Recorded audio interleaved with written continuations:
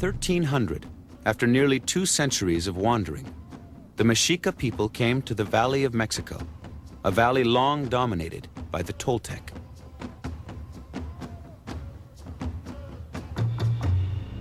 The Mexica, with no Toltec blood, were seen by the refined city-states as violent barbarians, a threat to the stability of the valley. The local states attacked the nomad nation, killing many and driving the survivors to a rocky area covered with cactus and infested with snakes. The exile was meant to destroy them, but the Mexica were used to adversity. They flourished. Soon their resilience and skills in warfare impressed their sophisticated neighbors. They began to sell their services as mercenaries, and within a generation, the Mexica were accepted as part of the social and political fabric of the lush mountain valley. In 1325, they asked the neighboring lord of Colhuacan to send his daughter to become the wife of a Mexica ruler. Flattered and seeing the opportunity for unity, the lord of Colhuacan complied.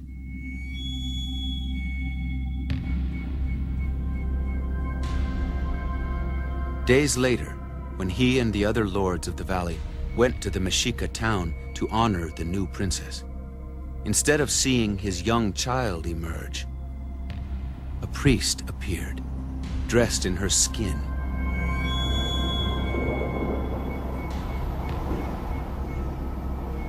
Horrified, the lord of Colhuacan called for revenge. Here! Come here, my vassals from Colhuacan. Come avenge the hideous crime committed by these Mexica. Let them die. Destroy them, such depraved men of evil. My vassals, we shall finish them off and leave no trace or memory of them. Colhuacan and its allies attacked the Mexica, driving those they did not kill into a lake in the center of the valley. Almost annihilated, the Mexica again proved resilient. As they gathered on a swampy island in the lake, they saw an eagle perch on a cactus, the prophetic sign they were told they would see when they reached the end of their long search for a homeland.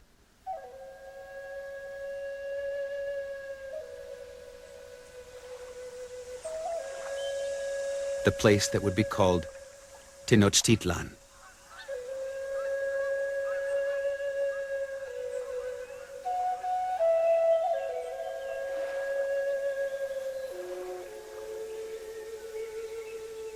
Now we have found the land promised to us. We have found peace for the weary Mexican people.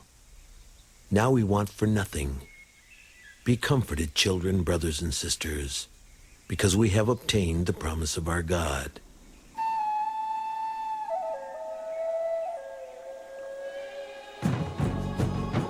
For 100 years, the people of Tenochtitlan built up the island through great sacrifice.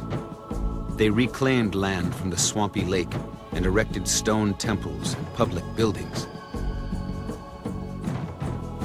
Causeways of hewn stone were constructed to the north, south, and west. An aqueduct was built to bring in fresh water from a mainland spring 3 miles away. Canals were dug throughout the island to transport goods and people. They gained trade wealth and again hired themselves out as mercenary soldiers for the powerful city-states of the valley. Marriages were arranged that finally brought them honored Toltec bloodlines. Tenochtitlan was a city on the rise. The cycle of power was turning toward the Mexica, and when war again broke out in the valley, the Mexica and their allies prevailed.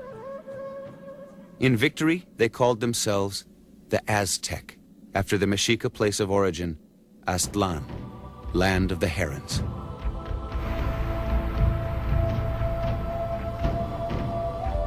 From this point, Aztec prophecy foretold a glorious future. The might of our powerful arms and the spirit of our hearts shall be felt. With them we will conquer all nations near and far. Rule over all villages and cities from sea to sea.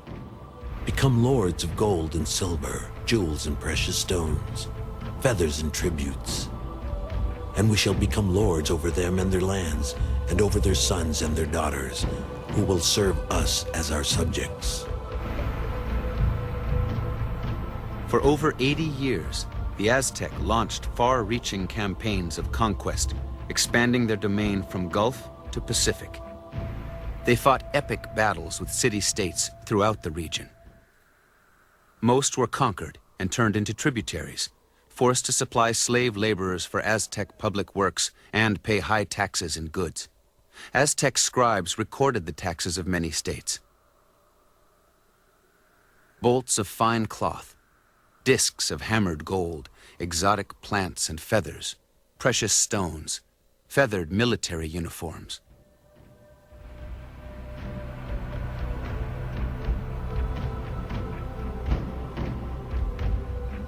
Built on the backs of the tributary states, the island capital of the Aztec grew into one of the wonders of the world.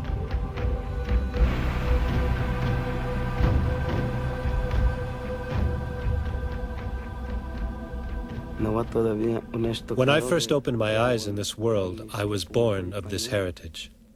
I have seen the beautiful festivals we have in our villages, our dances, and it would have been like that there. They had many festivals in this place, with many beautiful dancers, wearing many brilliant colors.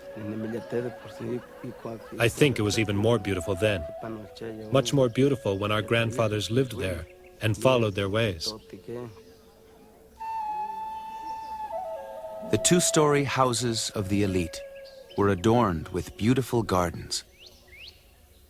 Royal aviaries housed thousands of rare birds, and storehouses swelled with the wealth of empire.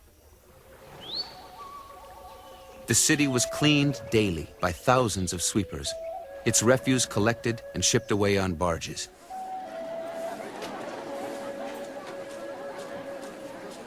The central markets thronged with professional traders, whose travels took them to far distant locations.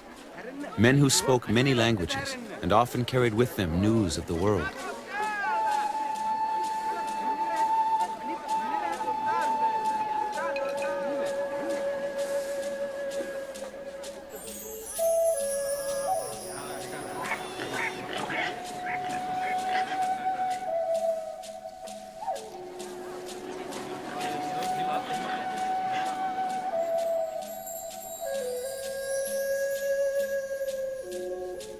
The center of Tenochtitlan was dominated by the Great Temple, its twin pyramids representing deities who embodied the conflict at the heart of Aztec society, the eternal struggle between life and death, fertility and war.